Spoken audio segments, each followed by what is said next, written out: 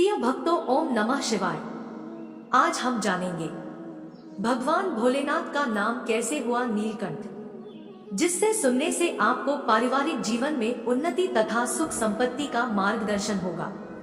अगर आप चैनल पर नए हैं तो चैनल को लाइक और सब्सक्राइब जरूर करें, और आप शिव के सच्चे भक्त हैं तो कमेंट में ओम नमः शिवाय जरूर लिखें। तो चलिए शुरू करते हैं। एक बार दुर्वासा ऋषि अपने शिष्यों के साथ शिवजी के दर्शन के लिए जा रहे थे। मार्ग में उन्हें देवराज इंद्र मिले। इंद्र ने दुर्वासा ऋषि और उनके शिष्यों को विनम्रता पूर्वक प्रणाम किया। तब दुर्वासा ने इंद्र को आशीर्वाद देकर भगवान विष्णु का पारिजात पुष्प प्रदान किया।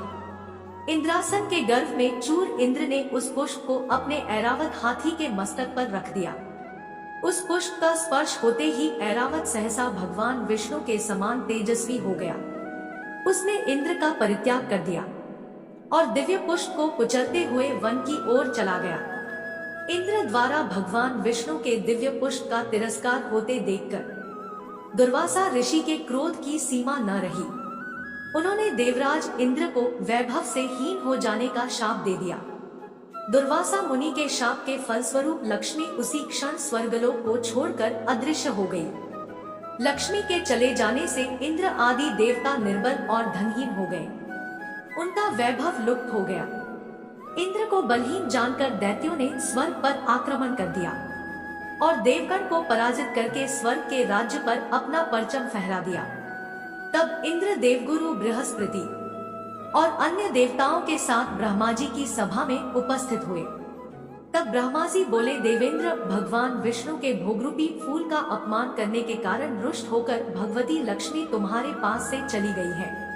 उन्हें पुनः प्रसन्न करने के लिए तुम भगवान नारायण की कृपा दृष्टि प्राप्त करो। उनके आशीर्वाद से तुम्हें खोया वैभव पुनः मिल जाएगा।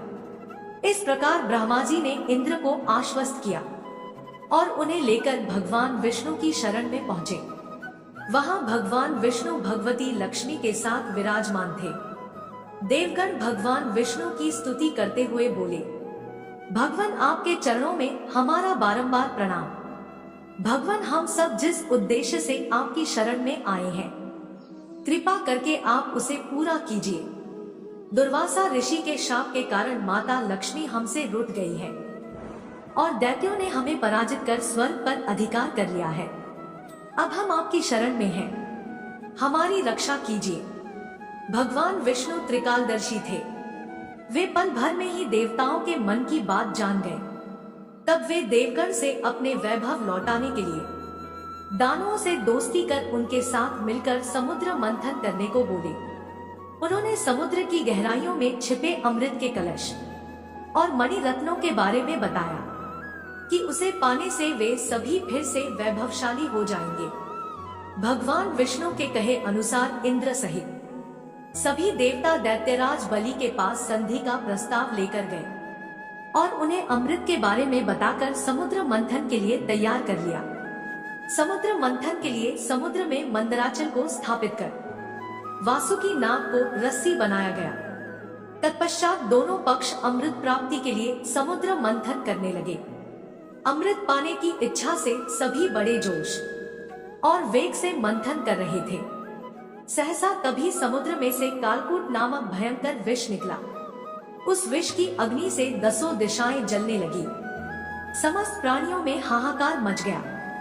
देवताओं और दैत्यों सहित ऋषि, मुनि, मनुष्य, गंधर्व और यक्ष आदि उस विष की गर्मी से जलने लगे। देवताओं की प्रार्थना पर भगवान शिव विषपान के लिए तैयार हो गए। उन्होंने भयंकर विष को हथेलियों में भरा और भगवान विष्णु का स्मरण कर उसे पी गए। भगवान विष्णु अपने भक्तों के संकट हर लेते हैं। उन्होंने उस विष को शिवजी के कंठ में ही रोककर उसका प्रभाव समाप्त कर दिया। विष के कारण भगवान शिव का कंठ नीला पड़ गया और वे संसार में नीलकंठ के नाम से प्रसिद्ध हुए। जिस समय भगवान शिव विषपान कर रहे थे, उस समय विष की कुछ बूंदें नीचे गिर गई, जिन्हें बिच्छू, सांप आदि जीवों और कुछ वनस्पतियों ने ग्रहण कर लिया। इसी विष के कारण वे विषैले हो गए। विष का प्रभाव समाप्त होने पर सभी देवगण भगवान शिव की जय जयकार करने लगे। हलाहल के बाद समुद्र से कामधेनु गया प्रकट हुई। वह यज्ञहवन आदि सामग्री उत्पन्न करने वाली थी। आता उसे ऋषिमुनियों ने ग्रहण किया। उसके बाद उच्चैःश्रवा नामक 7 मुखों वाला एक अश्व निकला। वह चंद्रमा के समान श्वेत वर्ण का था। उसकी सुंदरता से प्रभावित होकर उसे दैत्यराज बलि ने ग्रहण कर लिया। समुद्र से श्वेत वर्ण का ऐरावत निकला। उसे अपना वाहन बनाने के लिए इंद्र ने ग्रहण कर लिया। इसके बाद कौस्तुभ नामक मणि प्रकट हुई। उसे श्री विष्णु ने धारण किया। समुद्र मंथन से कल्पवृक्ष तथा अनेक सुंदर अप्सराएं भी प्रकट हुई। इनके बाद ऐश्वर्य और भोगों की देवी लक्ष्मी प्रकट हुई। वे भगवान विष्णु की नित्य शक्ति हैं। देवी लक्ष्मी समुद्र की पुत्री के रूप में उत्पन्न हुई थी। उन्होंने प्रकट होते ही भगवान विष्णु को वरमाला डालकर पति रूप में स्वीकार कर लिया।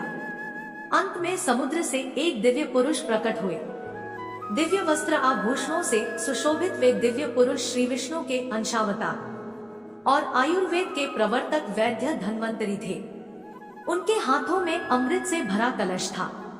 उन्हें देखकर दैत्यों ने समुद्र मंथन छोड़कर उनसे अमृत का कलश छीन लिया। तब भगवान विष्णु ने मोहिनी अवतार धारण करके देवताओं को अमृत पान करवाया। इस प्रकार सभी देवता वैभव से संपन्न होने के साथ साथ अमृत पान कर अमर हो गए। उम्मीद है आप सभी को ये वीडियो अच्छी लगी हो। अगर आप शिव के सच्चे भक्त हैं तो चैनल को सब्सक्राइब और वीडियो को लाइक जरूर करना। कमेंट में हर हर महादेव जरूर लिख देना।